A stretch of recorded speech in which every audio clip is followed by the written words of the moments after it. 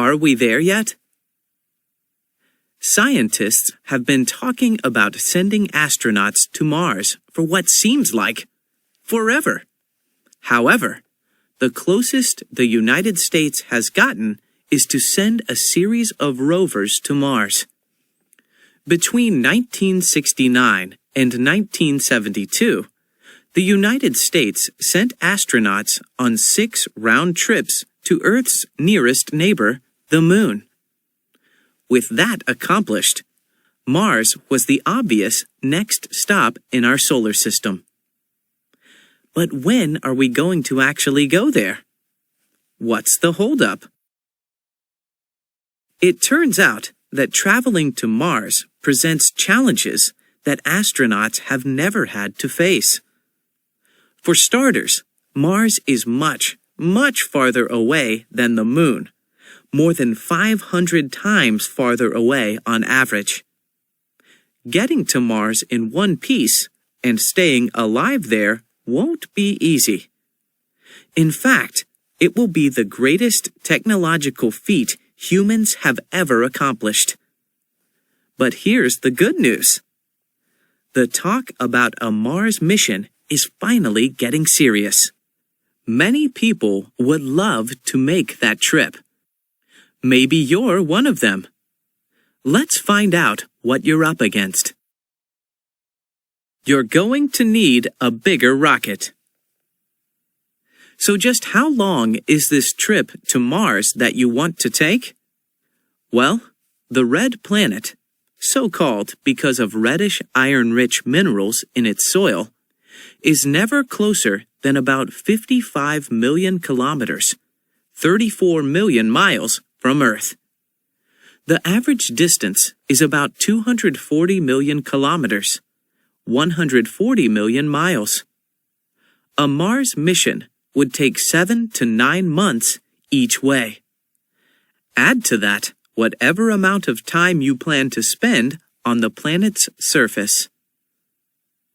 A trip of that distance and duration will require spaceships bigger than anything that exists today.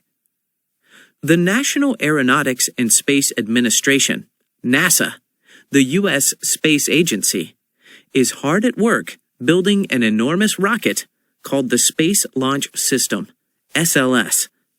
In the meantime, a private company, SpaceX, is developing its own rocket, a whopper called Falcon Heavy. Great! So you can just hop on one of those puppies and go to Mars. If only. No, neither of those rockets would work as a standalone vehicle for a Mars mission. A Mars ship would have to be even bigger, with a larger crew area. Experts say a Mars mission would be such a huge undertaking that several ships would be required to transport the crew, supplies, and habitat. What the SLS and Falcon Heavy rockets could be used for is lifting separate parts of Mars ships to Earth orbit. The spacecraft would be assembled there for the trip to the Red Planet, saving lots of fuel. That's how the International Space Station, ISS, was built, so we know how to do it. We're just not ready yet. Don't forget to take some gravity. Gravity will also be a problem, or rather, the absence of it. Gravity is a good thing. It enables us to walk, pour a glass of milk, shoot baskets, all the stuff we take for granted. Gravity also keeps us healthy and fit by making our bodies work against it. A spaceship would be a zero-gravity environment. Without gravity, bad things start to happen to your body. Muscles shrink and bones weaken. After 9 months in space, you'd be a physical wreck. The answer to this problem is artificial gravity. A circular, rotating section of the spaceship would simulate gravity through centrifugal force. Centrifugal force. In a spaceship, centrifugal force could be used within a large, rotating section of the ship to create artificial gravity.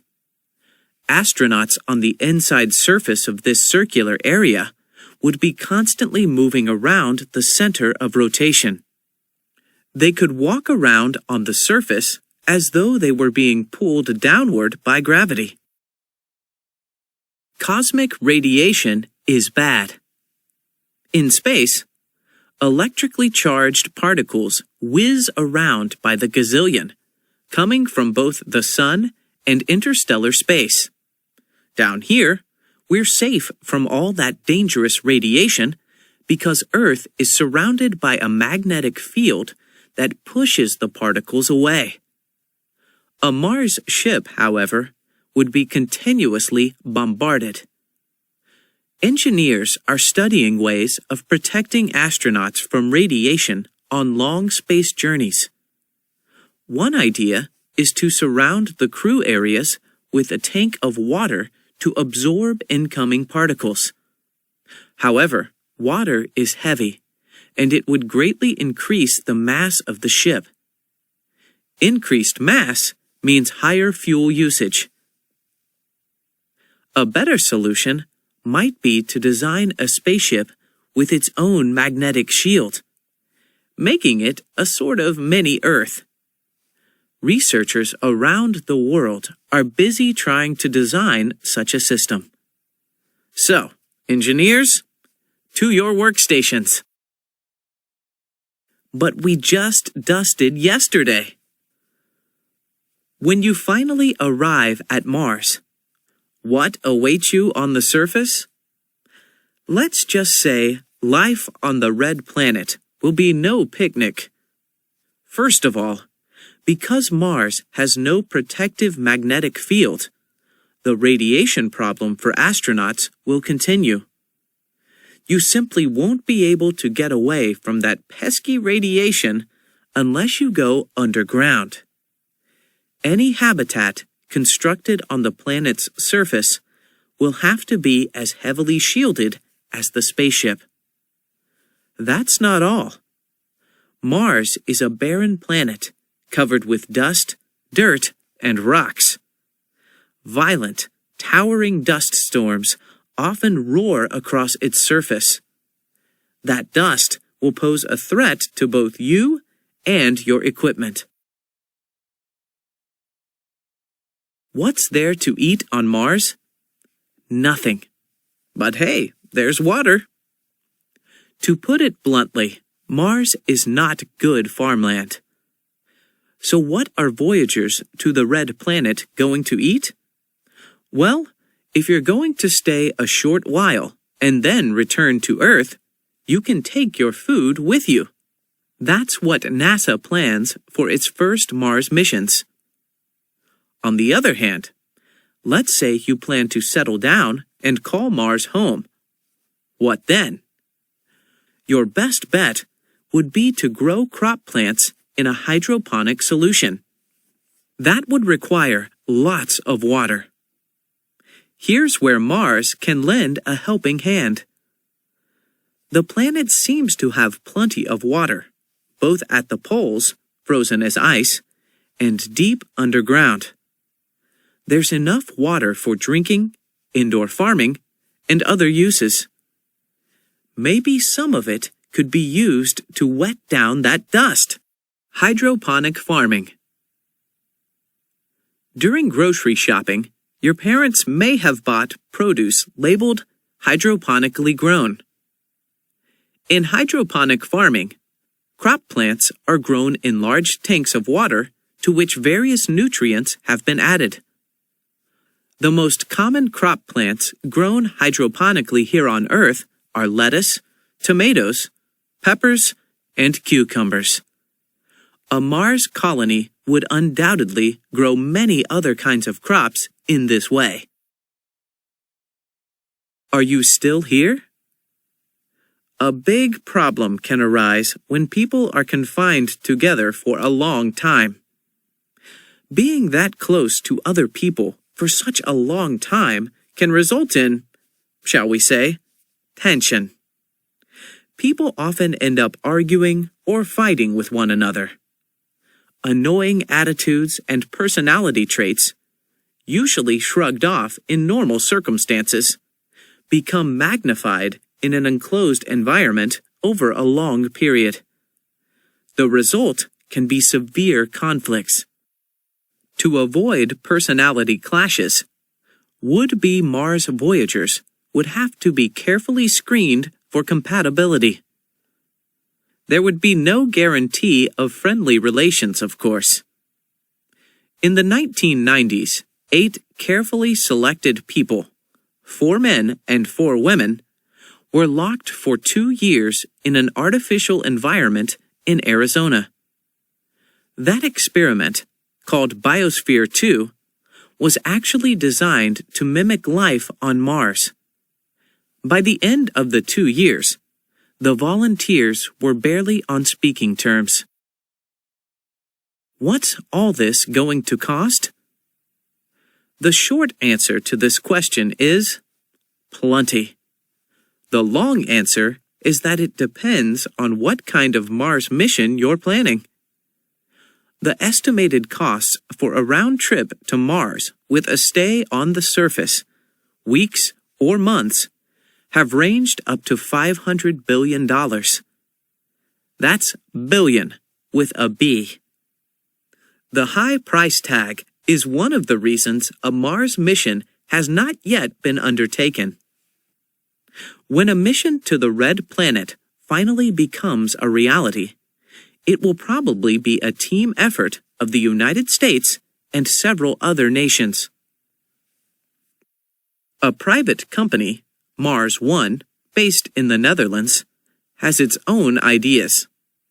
It proposes using SpaceX's Falcon Heavy to lift parts for each of its spacecraft into low Earth orbit for assembly.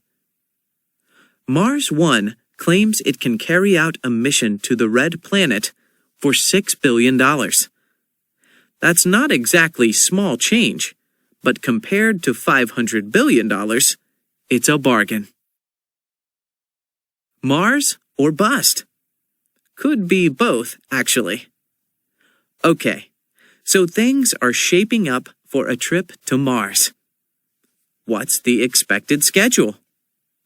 NASA is talking about a possible round trip to Mars in about 2033. 3 ships would be assembled in Earth orbit. 2 of the ships would take a habitat and supplies to Mars ahead of the 3rd ship, which would carry the crew. The astronauts would spend weeks or months exploring the planet and gathering soil samples. An American billionaire, Dennis Tito, hopes to beat NASA to Mars. His proposed mission, Inspiration Mars, would send 2 people to Mars on a flyby, around the Red Planet and back, in 2018. If a trip to the Red Planet is still your vision of paradise, Mars One could be the answer. It hopes to send several dozen people to Mars, beginning in 2024, to establish a permanent colony. A crew of 4 would make the first trip and would be followed by 4 more settlers every 2 years. This is your chance. Once you turn the required age of 18, you could possibly go to Mars. There's just one catch. These trips will all be, gulp, one way. None of the Mars One colonists can expect to return home. How many people would want to sign up for a deal like that? Well, lots, actually. As of 2014, more than 200,000 hopefuls had applied for the program. Those selected will undergo an 8-year training program. Then, if all goes well, they will embark for Mars. The colonists will live in a base of connected domes containing living and work areas. The base will also have areas for hydroponic farming. The settlers will carry out a variety of tasks. They will study the health effects of living on Mars, research the planet's geology, and look for evidence of both present and ancient life. But Biosphere 2 holds some cautionary lessons for Martian colonists. That Arizona experiment went wrong in several ways aside from interpersonal conflict. Other problems included crop failures and a rising shortage of oxygen. Those people could shrug and walk out into the fresh air of Arizona. There would be no escape on Mars. The would-be Martians beating on Mars One's doors are undaunted by the dangers. Their attitude is, "I want to go to Mars. Choose me."